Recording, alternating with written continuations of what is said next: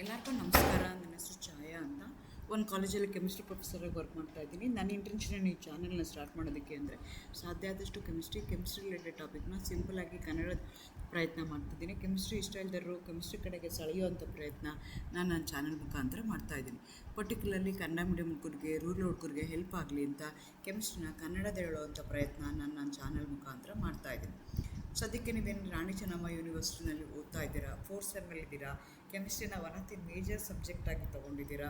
ಅದೇ ಥರ chemistry open ಎಲೆಕ್ಟಿವ್ನು ನೀವು ಅಥವಾ ಎಲೆಕ್ಟಿವ್ ಕೆಮಿಸ್ಟ್ರಿನೂ ನೀವು ಕೆಮಿಸ್ಟ್ರಿನ ತೊಗೊಂಡಿದ್ದೀರಾ ಅಂದರೆ 4th ಸೆಮ್ಮಲ್ಲಿ 2 ಯೂನಿಟ್ ಬರುತ್ತೆ. ಮೊದಲನೇ ಯೂನಿಟ್ ಫಿಯಲ್ಲು, ಅದರದ್ದು ಆಲ್ರೆಡಿ ವಿಡಿಯೋ ಅಪ್ಲೋಡ್ ಮಾಡಿದ್ದೀನಿ. 2ನೇ ಯೂನಿಟಲ್ಲಿ ಪೆಟ್ರೋಕೆಮಿಕಲ್ಸ್ ಅಂತ ಇದೆ, ಅದರದ್ದು ವೀಡಿಯೋಸ್ ಇವತ್ತು ನಾನು ಅಪ್ಲೋಡ್ ಮಾಡ್ತಾಯಿದ್ದೀನಿ. ಅಗೇನ್ ವೆಲ್ಕಮ್ ಟು ಛಾಯಾ. ನನ್ನ ಚಾನಲ್ನ ಸಬ್ಸ್ಕ್ರೈಬ್ ಮಾಡಿ, ಶೇರ್ ಮಾಡಿ, ಸಪೋರ್ಟ್ ಮಾಡಿ. ನಿಮ್ಮ ಸಿಲೆಬಸ್ ಪ್ರಕಾರ ಏನೇನಿದೆ ಪೋರ್ಷನ್ಸ್ ಅಂತಂದರೆ sources of petrochemical, crude oil and its composition, classification of petroleum based on chemical composition, refinery, crude petroleum, refining of crude oil, cracking, both thermal and catalytic cracking, synthetic petrol. Again, 2 methods they have given. One is called as Fischer-Tropsch method, other one is called as purchasing method, reforming by thermal method, petroleum and non-petroleum fuels, properties, uses of LPG, CNG, natural gas, synthesis, property and uses of power alcohol and biogas. ಇದನ್ನು ಅವರು ಕೊಟ್ಟಿದ್ದಾರೆ. So ಹಾಗಾದರೆ petrochemicals ಅಂದರೆ ಏನು? As the name indicates, petrochemicals ಅಂದರೆ they're obtain the chemicals which are obtain from ಪೆಟ್ರೋಲಿಯಂಗೆ crude oil ಅಂತಲೂ ಕರೀತಾರೆ, ಆ್ಯಂಡ್ ನ್ಯಾಚುರಲ್ ಗ್ಯಾಸ್. ಅದಕ್ಕೆ ನಾವೇನಂತ ಕರಿತೀವಿ? ಪೆಟ್ರೋಕೆಮಿಕಲ್ಸ್ ಅಂತ. Chemical product obtain from petroleum are called as petrochemicals. They going to serve as a raw material for many thousands of organic and industrial ಪ್ರಾಡಕ್ಟ್ರಿಗೆ ಅವು ಸೋರ್ಸಾಗಿ ಹೆಲ್ಪ್ ಮಾಡ್ತವೆ. ಹಾಗಾದರೆ ಸೋರ್ಸಸ್ ಆಫ್ ಪೆಟ್ರೋಕೆಮಿಕಲ್ಸ್ ಯಾವುದು? Petroleum is the main source of petrochemicals. Petro means it's a Greek word, petro means rock, oleum means oil. So ಹಾಗಾಗಿ ಪೆಟ್ರೋಲಿಯಂನ ಓಲಿಯೋ chemicals ಅಂತಲೂ ಕರೀತಾರೆ. ಇದು ಎಲ್ಲಿಂದ ಬರುತ್ತೆ ಅಂದರೆ ರಾಕ್ ಆಯಿಲಿಂದ, ಅಂದರೆ ಪೆಟ್ರೋಲ್ನ ರಾಕ್ ಆಯಿಲಲ್ಲಿ ಅಂಡರ್ ದಿ ಅರ್ತ್ ಕ್ರಸ್ಟಲ್ಲಿ ಅದನ್ನೇನು ಮಾಡ್ತಾರೆ, ತೆಗಿತಾ ಹೋಗ್ತಾರೆ. ಇದಲ್ಲದೇ ಪೆಟ್ರೋಕೆಮಿಕಲ್ಸ್ಗೆ ನಮಗೆ ಫಾಸಿಲ್ ಫ್ಯೂಯಲ್ಸ್ ಲೈಕ್ ಕೋಲು, ನ್ಯಾಚುರಲ್ ಗ್ಯಾಸ್ ಆಗುತ್ತೆ. ಅದೇ ಥರ ರಿನ್ಯೂಯಬಲ್ ಸೋರ್ಸಸ್ಸು ಕಾರ್ನ್ ಮತ್ತು ಶುಗರ್ ಕೇನು ನಾವು ಕನ್ಸಿಡರ್ ಮಾಡ್ಕೋಬೋದು. So these are the sources of petrochemicals. But majority 99.9% ನಮಗೆ ಬರುವಂಥದ್ದು ಪೆಟ್ರೋಲಿಯಮಿಂದ ಬರ್ತಾ ಹೋಗುತ್ತೆ. ಸೊ ಹಾಗಾದರೆ ಕ್ರೂಡ್ ಆಯಿಲ್ ಕಾಂಪೋಸಿಷನ್ ಅಂದರೆ ಪೆಟ್ರೋಲಿಯಮ್ದು ಕಾಂಪೋಸಿಷನ್ ಏನಿದೆ? ಸೊ ಅದು ಹೈಡ್ರೋಕಾರ್ಬನ್ಸ್ ಇರುತ್ತೆ, it going to have series of alkanes ಇರುತ್ತೆ, ಸೈಕ್ಲೋ ಆಲ್ಕೇನ್ಸ್ ಇರುತ್ತೆ, ಆರೋಮ್ಯಾಟಿಕ್ಸ್ ಲೈಕ್ ಬೆನ್ಸಿನ್ ಡೆರಿವೇಟಿವ್ಸ್ ಎಲ್ಲ ಇರ್ತವೆ, ಜೊತೆಗೆ small amount of sulphur, nitrogen, oxygen compounds, metals ಎಲ್ಲನೂ ಇರ್ತಾ ಹೋಗ್ತವೆ. Composition varies with the source, ಎಲ್ಲಿಂದ ತೆಗಿತಾ ಇದ್ದೀವಿ. ಲೈಟ್ ಮತ್ತು crude oil, heavy crude oil ಅಂತ ಹೇಳ್ತಾರೆ, ಆ ಬೇಸಿಸ್ ಮೇಲೆ ಹೋಗ್ತಾರೆ. ಬಟ್ ಜನರಲಿ ಹೈಡ್ರೋಕಾರ್ಬನ್ಸ್ ಇರುತ್ತೆ, ಸೈಕ್ಲೋ ಆಲ್ಕೇನ್ಸ್ ಇರುತ್ತೆ, ಆರೋಮ್ಯಾಟಿಕ್ಸ್ ಇರ್ತವೆ, ಸಲ್ಫರ್, ನೈಟ್ರೋಜನ್, ಆಕ್ಸಿಜನ್ ಕಾಂಪೌಂಡ್ಸು, ಮೆಟಲ್ಸೂ ಇರ್ತಾ ಹೋಗ್ತವೆ. ಸೊ ಇದನ್ನು ಯಾವ ಥರ ಕ್ಲಾಸಿಫೈ ಮಾಡ್ತೀವಿ ಅಂದರೆ classification of petroleum. So paraffin based ಅಂತ ಕರಿತೀವಿ, ನ್ಯಾಫ್ಥಲೀನ್ ಬೇಸ್ಡ್ ಅಂತ ಕರಿತೀವಿ, ಆರೋಮ್ಯಾಟಿಕ್ ಬೇಸ್ಡ್ ಅಂತ ಕರಿತೀವಿ, ಮಿಕ್ಸ್ಡ್ ಬೇಸ್ ಅಂತ ಕರಿತೀವಿ.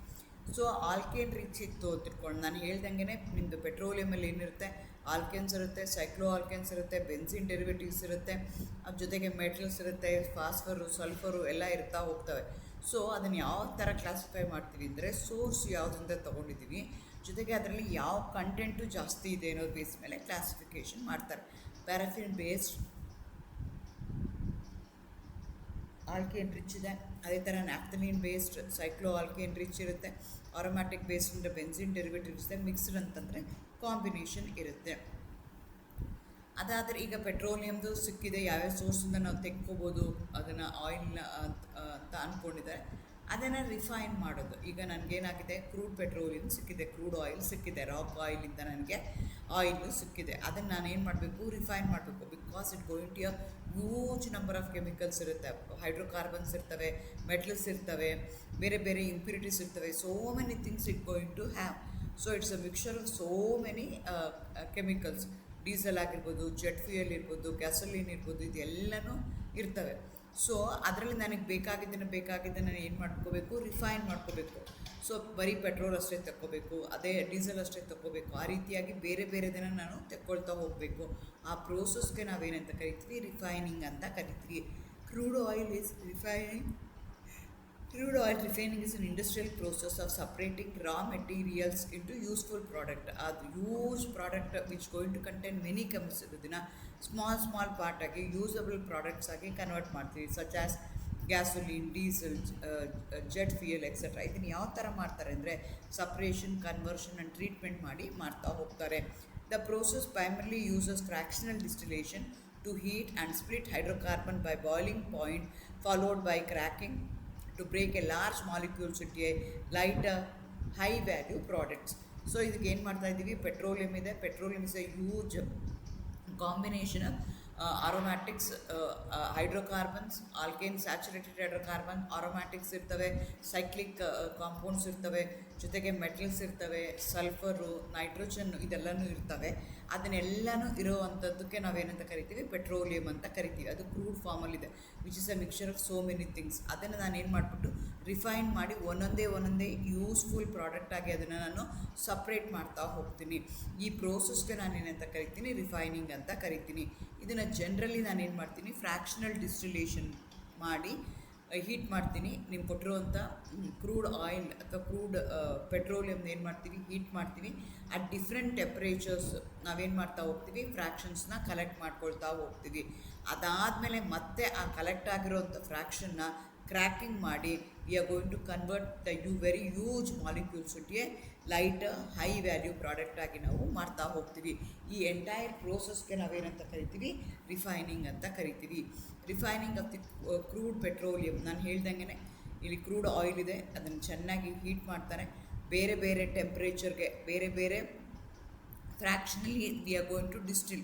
So fractionally at different temperature we are going to collect different fraction ನಾವು ಕಲೆಕ್ಟ್ ಮಾಡ್ತಾ ಹೋಗ್ತೀವಿ.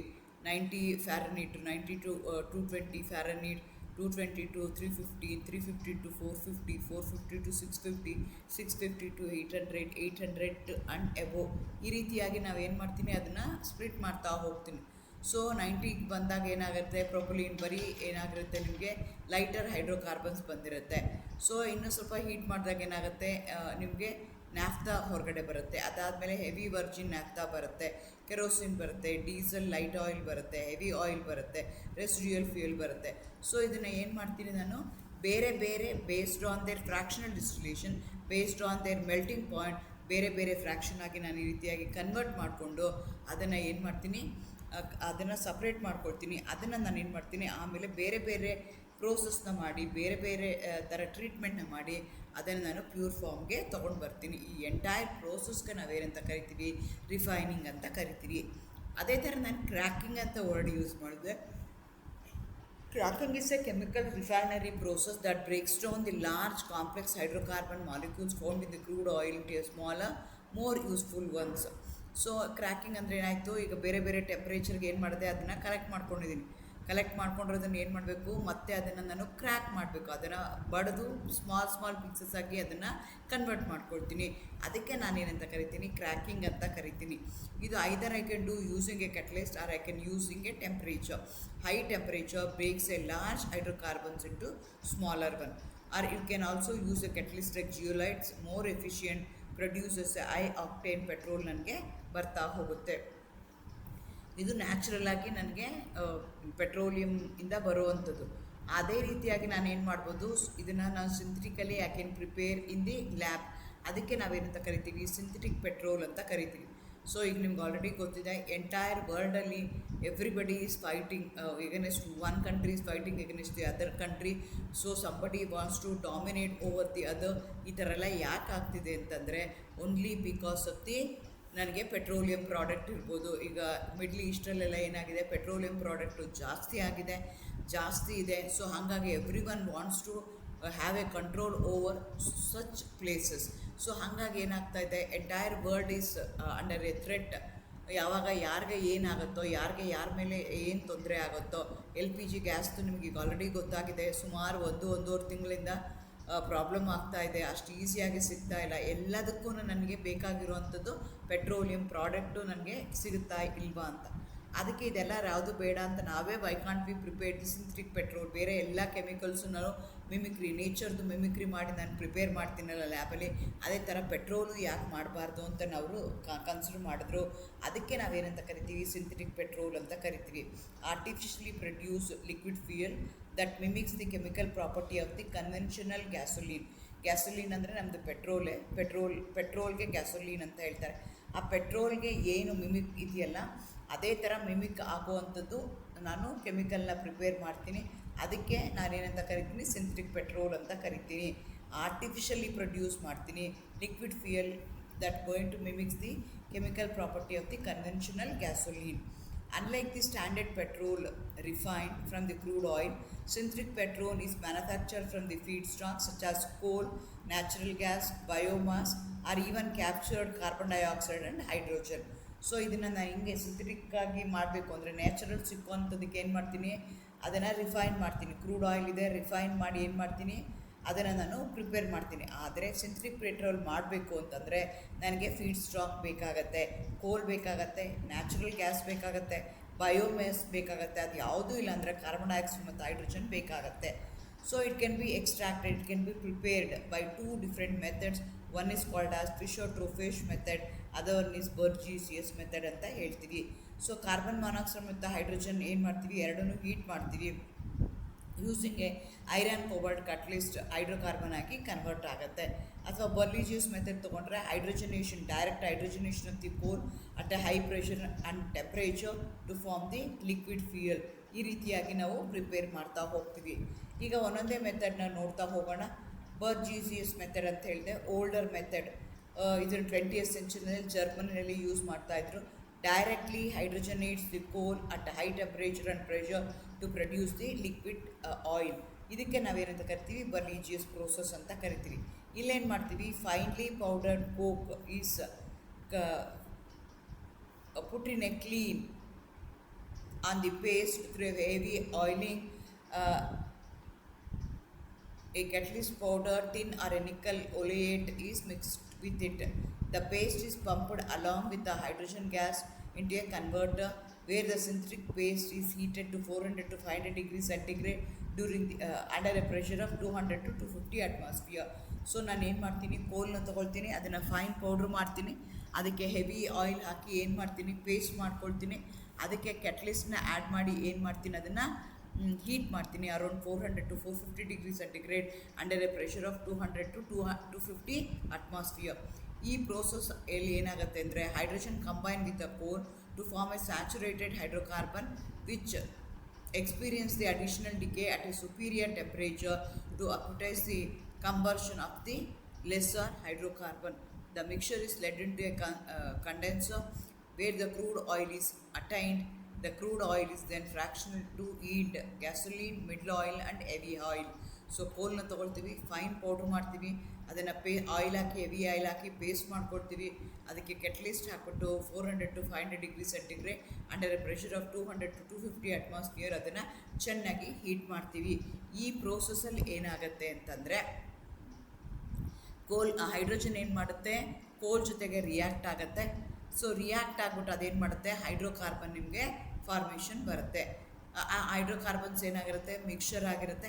ಹಂಗಾಗಿ ನಾನು ಏನು ಮಾಡಬೇಕಾಗುತ್ತೆ, ಫ್ರ್ಯಾಕ್ಷನಲ್ ಡಿಸ್ಟಿಲೇಷನ್ ಮಾಡಿ ಅದನ್ನು ಬೇರೆ ಬೇರೆ ಫ್ರ್ಯಾಕ್ಷನ್ ಆಗಿ ನಾನು ಕನ್ವರ್ಟ್ ಮಾಡ್ಕೊಳ್ತೀನಿ. Fraction A, fraction B, fraction C ಆಗಿ gasoline, middle oil and heavy oil ಆಗಿ ಅದು ಸಪ್ರೇಟ್ ಆಗುತ್ತೆ. ನೋಡಿ ಈ ರೀತಿ ಆಗುತ್ತೆ. ಬರ್ಲಿಜಿಯಸ್ ಮೆಥಡ್ ಹೇಗಾಗುತ್ತೆ, ಇಲ್ಲೇನಾಗ್ತಿದೆ, ಪೌಡರ್ ಕೋಲ್ ಹಾಕ್ತಾಯಿದ್ದೀವಿ, ಹೆವಿ ಆಯಿಲ್ ಹಾಕಿದ್ದೀವಿ, ಪೇಸ್ಟ್ ಮಾಡ್ತಾಯಿದ್ದೀವಿ, ಅದಕ್ಕೆ ಹೈಡ್ರೋಜನ್ ಹಾಕ್ತಾಯಿದ್ದೀವಿ. ಸೊ ಕನ್ವರ್ಟರಲ್ಲಿ ಏನಾಗ್ತಿದೆ, ನಿಮ್ಮ ಹೈಡ್ರೋಜನ್ ಮತ್ತು ಕೋಲ್ ಏನಾಗ್ತಾಯಿದೆ, ಕಂಬೈನ್ ಆಗ್ತಾಯಿದೆ. ಕಂಬೈನ್ ಆಗಿ ಏನಾಗ್ತಾಯಿದೆ, ಅದು ಕ್ರೂಡ್ ಆಯಿಲ್ ಆಗಿ ಬರ್ತಾಯಿದೆ. ಅದನ್ನು it going to contain a huge amount of hydrocarbon. ಅದನ್ನು ನಾನು ಏನು ಮಾಡಬೇಕು, ಸಪ್ರೇಟ್ ಮಾಡಬೇಕು. ಸಪ್ರೇಟ್ ಮಾಡೋದಕ್ಕೆ ಏನು ಮಾಡ್ತೀನಿ, ಫ್ರ್ಯಾಕ್ಷನಲ್ ಡಿಸ್ಟಿಲೇಷನ್ ಮಾಡಿಬಿಟ್ಟು 3 ಫ್ರ್ಯಾಕ್ಷನ್ ಆಗಿ ಕನ್ವರ್ಟ್ ಮಾಡ್ತೀನಿ, gasoline, middle oil and heavy oil ಆಗಿ. ಅದನ್ನು ಫರ್ದರ್ ಪ್ಯೂರಿಫಿಕೇಷನ್ ಮಾಡಿ ನಾನು ಸಿಂಥೆಟಿಕ್ ಪೆಟ್ರೋಲ್ನ ಪ್ರಿಪೇರ್ ಮಾಡ್ಕೊಳ್ತೀನಿ. ಅದೇ ಥರ ಇನ್ನೊಂದು, that is a old method. ಇನ್ನೊಂದು ಮೆಥಡ್ನ ಏನು ಕನ್ಸಿಡರ್ ಮಾಡೋದಾದರೆ ಫಿಶರ್-ಟ್ರೊಫೆಶ್ ಮೆಥಡ್ ಅಂತ ಕರೀತಾರೆ. ಇಲ್ಲಿ ಏನು ಮಾಡ್ತಾರೆ, ಇಂಡೈರೆಕ್ಟಾಗಿ ಕೋಲ್ನ ನಾವು ಲಿಕ್ವಿಫೈ ಮಾಡ್ತೀವಿ. set of chemical reaction that can be used to produce a fuel and chemicals to form the synthesis gas. Synthesis gas is a mixture of carbon monoxide and hydrogen which can be derived from the natural gas, coal and biomass. So ಈ method ಏನು ಮಾಡ್ತಾರೆ, indirectly ನಾವೇನು ಮಾಡ್ತಾ ಇದ್ವಿ, ಕೋಲ್ನ ಲಿಕ್ವಿಫಿಕೇಶನ್ ಮಾಡ್ತಾ ಇದ್ವಿ, ಕೋಲ್ನ ನಾವು liquid fuel ಆಗಿ ಕನ್ವರ್ಟ್ ಮಾಡ್ತಾ ಇದ್ವಿ. ಅದರಲ್ಲಿ ಫಸ್ಟ್ ಸ್ಟೆಪ್ಪಲ್ಲಿ ನಾವು ಸಿಂಥೆಟಿಕ್ ಗ್ಯಾಸ್ ಆಗಿ ಮಾಡ್ಕೊಳ್ತೀವಿ. ಇದಕ್ಕೆ ಆಪ್ಟಿಮಮ್ ಕಂಡೀಷನ್ಸ್ ಏನಿದೆ ಅಂತಂದರೆ ವಾಟರ್ ಗ್ಯಾಸ್ ಬೇಕು, ಅಲಾಂಗ್ ವಿತ್ ದಟ್ CO+H2 ಬೇಕು, ಕೆಟ್ಲಿಸ್ಟ್ನ ಕೊಬಾಲ್ಟು, ಮ್ಯಾಂಗನೀಸು ಅಥವಾ ಥಯೋರಿಯಾ ಯೂಸ್ ಮಾಡ್ತಾರೆ. ಟೆಂಪರೇಚರ್ 250 ಇರುತ್ತೆ, 5 to 10 ಅಟ್ಮಾಸ್ಫಿಯರ್ ಪ್ರೆಷರ್ ಇರುತ್ತೆ. ಸೊ 2 ಸ್ಟೆಪ್ಪಲ್ಲಿ ಆಗುತ್ತೆ. ಪ್ರೊಡಕ್ಷನ್ ಆಫ್ ಸಿಂಥಸಿಸ್ ಗ್ಯಾಸ್ ಆಗುತ್ತೆ ಫಸ್ಟ್ ಸ್ಟೆಪ್ಪಲ್ಲಿ. 2ನೇ ಸ್ಟೆಪ್ಪಲ್ಲಿ ಹೈಡ್ರೋಜನೇಷನ್ ಆಫ್ ಸಿಂಥಸಿಸ್ ಗ್ಯಾಸ್ ಆಗುತ್ತೆ. ಸೊ ಕೋಲ್ ಏನು ಫೈನ್ ಪೌಡ್ರ್ ಆಗಿದೆಯಲ್ಲ, ಅದು ವಾಟರ್ ಜೊತೆಗೆ ಸ್ಟೀಮ್ ಜೊತೆಗೆ ಹೀಟ್ ಮಾಡಿರ್ತೀರಿ, ಆವಾಗ ಏನಾಗುತ್ತೆ, ವಾಟರ್ ಗ್ಯಾಸ್ ಆಗಿ ಕನ್ವರ್ಟ್ ಆಗುತ್ತೆ. ವಾಟರ್ ಗ್ಯಾಸ್ಗೆ ವಾಟರ್ ಹಾಕಿದಾಗ, ಹೈಡ್ರೋಜನ್ ಹಾಕಿದಾಗ ಚೆನ್ನಾಗಿ 200 to 250 ಡಿಗ್ರಿ ಸೆಂಟಿಗ್ರೇಡ್ ಹೀಟ್ ಮಾಡಿದಾಗ under pressure you are going to get a synthetic gas. Synthetic gas ಅಂತಂದರೆ carbon monoxide 2 moles of H2 ಇದ್ದರೆ ಅದನ್ನು ನಾವು ಸಿಂಥಸಿಸ್ ಗ್ಯಾಸ್ ಅಂತ ಕರಿತೀವಿ. ಈ synthesis gas is fed into a converter using a catalyst under a pressure it undergoes hydrogenation reaction ಆಗುತ್ತೆ. So water gas ಏನಿದೆಯಲ್ಲ, synthetic gas ಏನಿದೆಯಲ್ಲ ಅದೇನಾಗುತ್ತೆ, ಫ್ರ್ಯಾಕ್ಷನಲ್ ಡಿಸ್ಟಿಲೇಷನ್ ಆದಾಗ ಸೀರೀಸ್ ಆಫ್ ಆಲ್ಕೇನ್ಸು ನಿಮಗೆ ಬರ್ತಾ ಹೋಗುತ್ತೆ. After a produce alkane is fed in to the fractional distillation column to produce synthetic petrol ಅದಕ್ಕೆ ಬರೋದಕ್ಕೆ ಅದನ್ನು ಮಾಡ್ತಾ ಹೋಗ್ತಾರೆ. ಇದು ಡಿಸ್ಅಡ್ವಾಂಟೇಜ್ ಏನು ಅಂದರೆ, so it is not a green energy, it is dirty and waste energy, complicated ಅಂತ ಹೇಳ್ತೀವಿ. ಬಿಕಾಸ್ ಆಲ್ಮೋಸ್ಟ್ 1 ton ಆಫ್ ಕೋಲ್ನ ನೀವು every turn converted into liquid file ಆಗಿ ಮಾಡಬೇಕು ಅಂತಂದರೆ 1 ton ಏನು ಮಾಡಬೇಕಾಗತ್ತೆ, ಟನ್ ಕೋಲ್ ನೀವು ಜಾಸ್ತಿ ಯೂಸ್ ಮಾಡಬೇಕಾಗತ್ತೆ. ಈ ರೀತಿಯಾಗಿ ನೀವೇನು ಮಾಡ್ತೀರಾ, ಸಿಂಥೆಟಿಕ್ ಪೆಟ್ರೋಲ್ನ ಪ್ರಿಪೇರ್ ಮಾಡ್ಕೊಳ್ತೀರಾ. ಅದೇ ಥರ ರಿಫಾರ್ಮಿಂಗ್ ಅಂತ ಹೇಳ್ತೀವಿ. Converts the straight chain alkanes into A branch or aromatic hydrocarbon that going to improve the petrol quality or octane number. So ನಿಮಗೆ ನಾಕಿಂಗ್ ಅಂತ ವರ್ಡ್ ಯೂಸ್ ಮಾಡ್ತಾರೆ. ಸೊ ಯಾವುದೇ ಒಂದು ವೆಹಿಕಲ್ ತೊಗೊಂಡ್ರೆ ವೆಹಿಕಲ್ದು ನಾಕಿಂಗ್ ಪಾಯಿಂಟ್ ಎಷ್ಟಿದೆ ಅಂತ ಕೇಳ್ತಾರೆ. So that is nothing but to check what is the number of octane number ಎಷ್ಟಿದೆ ಅಂತ ಐಡೆಂಟಿಫೈ ಮಾಡುವಂಥದ್ದು. ಇದಕ್ಕೆ ನಾವೇನಂತ ಕರಿತೀವಿ, ಥರ್ಮಲ್ ರಿಫೈನಿಂಗ್ ಅಂತ ಕರಿತೀವಿ. ಓಕೆ, ನನಗೆ ಏನಾಗ್ತಿದೆ, ಇದೆಲ್ಲನೂ ನನಗೆ ನ್ಯಾಚುರಲ್ ಗ್ಯಾಸಿಂದ ಬರ್ತಾ ಇದೆ, ಪೆಟ್ರೋಲಿಯಮಿಂದ ಬರ್ತಾ ಇದೆ, ಅದಕ್ಕೆ ನಾವೇನಂತ ಕರಿತೀನಿ, ಪೆಟ್ರೋಕೆಮಿಕಲ್ಸ್ ಅಂತ ಕರಿತೀನಿ. ಇದಲ್ದಲೇ ಪೆಟ್ರೋಲಿಯಂ ಇಲ್ದಲೇನು ಆಲ್ಟರ್ನೇಟಿವ್ ನನಗೆ ಫ್ಯೂಯಲ್ಸೂ ಇರ್ಬೋದು. ಸೊ ಯಾವ್ಯಾವುದು ಅಂದರೆ LPG ಆಗ್ಬೋದು, CNG ಆಗ್ಬೋದು, LNG ಆಗ್ಬೋದು, ನ್ಯಾಚುರಲ್ ಗ್ಯಾಸ್ ಇರ್ಬೋದು. ಸೊ ಆಲ್ಟರ್ನೇಟಿವ್ ಆಗಿ ನಾವೇನು ಮಾಡಬೇಕಾಗತ್ತೆ, ಫಾಸಿಲ್ ಫ್ಯೂಯಲ್ಸ್ದೆಲ್ಲನೂ ಎಕ್ಸಾಸ್ಟ್ ಆಗ್ತಾ ಇದೆ, ಅವು ನಂಬರ್ ಕಡಿಮೆ ಆಗ್ತಾ ಇದೆ. ನಮಗೆ ಕರೆಕ್ಟಾಗಿ ಅದನ್ನು ನಮಗೆ ಹೆಂಗೆ ಚಾನಲೈಸ್ ಮಾಡಬೇಕು ಅಂತ ಗೊತ್ತಾಗ್ತಾ ಇಲ್ಲ. Therefore we have to go for non petroleum fuels. LPG ಆಗಿರ್ಬೋದು, CNG ಆಗಿರ್ಬೋದು, LNG ಆಗಿರ್ಬೋದು, ನ್ಯಾಚುರಲ್ ಗ್ಯಾಸ್ ಆಗಿರ್ಬೋದು. LPG ಅಂದರೆ ಲಿಕ್ವಿಫೈಡ್ ಪೆಟ್ರೋಲಿಯಂ ಗ್ಯಾಸ್. ಇದಕ್ಕೆ it's a combination of lot of hydrocarbons, ಜೊತೆಗೆ ಮರ್ಕ್ಯಾಪ್ಟನ್ಸ್ ಇರುತ್ತೆ, ಬ್ಯೂಟೇನ್ ಪ್ಲಸ್ ಪ್ರೋಪೇನ್ ಆ್ಯಡ್ ಮಾಡ್ತೀವಿ, ಡೊಮೆಸ್ಟಿಕ್ ಫ್ಯೂಯಲ್ ಆಗಿ ಯೂಸ್ ಮಾಡ್ತೀವಿ. CNG ಅಂತಂದರೆ ಈ ಚಿತ್ರದಲ್ಲಿ ನೋಡಿದಂಗೆ ಈಗ ಎಲ್ಲ ನಿಮ್ಮದು ಗ್ರೀನ್ ಕಲರ್ ಇರುವಂಥ ಆಟೋಗಳು ಏನಿದೆಯಲ್ಲ, ಪೀಸ್ ಆಟೋ ಅಂತ ಏನು ಕರಿತೀವಿ, ಪೀಸ್ ಅಂತ ಪೀಸ್ ಅಲ್ಲ, PEAS ಪೀಸ್ ಆಲ್ಸೋ ಆಟೋ ಅಂತ ಹೇಳ್ತೀವಿ. ಅದರಲ್ಲೆಲ್ಲನೂ ಏನು ಮಾಡ್ತಾರೆ, ಕಂಪ್ರೆಸ್ಡ್ ನ್ಯಾಚುರಲ್ ಗ್ಯಾಸ್ನ ಯೂಸ್ ಮಾಡ್ತಾರೆ. ಅದಕ್ಕೆ ಅದೇ ಹೆಸರನ್ನ ನಾವಲ್ಲಿ ಬರಿತಾ ಹೋಗ್ತೀವಿ. Methane is a example for such CNG compounds. ಅದೇ ಥರ LNG ಅಂತ ಕರಿತೀವಿ, ಲಿಕ್ವಿಫೈಡ್ ನ್ಯಾಚುರಲ್ ಗ್ಯಾಸ್ ಅಂತ ಕರಿತೀವಿ. Methane cool to liquid transport to ಸ್ಟೋರೇಜ್ಗೆ ಇದು ಈಸಿ ಆಗುತ್ತೆ. Natural gas mainly methane industrial and domestic ಯೂಸ್ಗೆ ನಾವು ಯೂಸ್ ಮಾಡ್ತೀವಿ.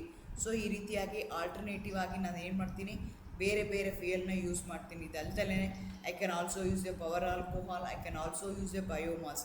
ಪವರ್ ಆಲ್ಕೋಹಾಲ್ ಅಂದರೆ 100% ಆಲ್ಕೋಹಾಲ್.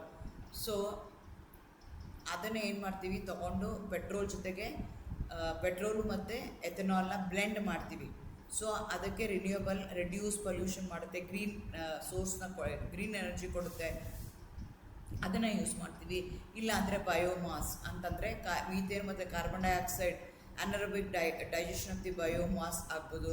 ಅವಾಗ ಏನಾಗುತ್ತೆ ಅಂದರೆ ರೂರಲ್ ಎನರ್ಜಿ ಸೋರ್ಸ್ ಆಗಿ ನನಗೆ ಬರ್ತಾ ಹೋಗುತ್ತೆ. ಈ ರೀತಿಯಾಗಿ ಆಲ್ಟರ್ನೇಟಿವ್ ಫ್ಯೂಲ್ಸ್ಗಳನ್ನ ನಾನು ಯೂಸ್ ಮಾಡ್ಬೋದು. If you have any questions, comment below, like, share and subscribe for more chemistry videos. In the next video I am going to discuss about the question and answers on fuel chemistry. Thank you, all the best, good luck.